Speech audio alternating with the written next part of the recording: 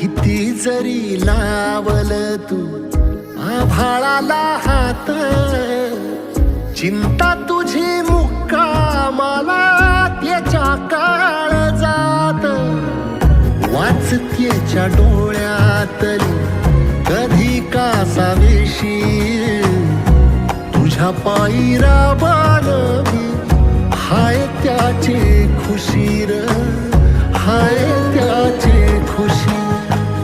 घडीभर तू थांब जरा, ऐक त्याची धापर, लई अवघड हाय गड्या उमगाया बापर.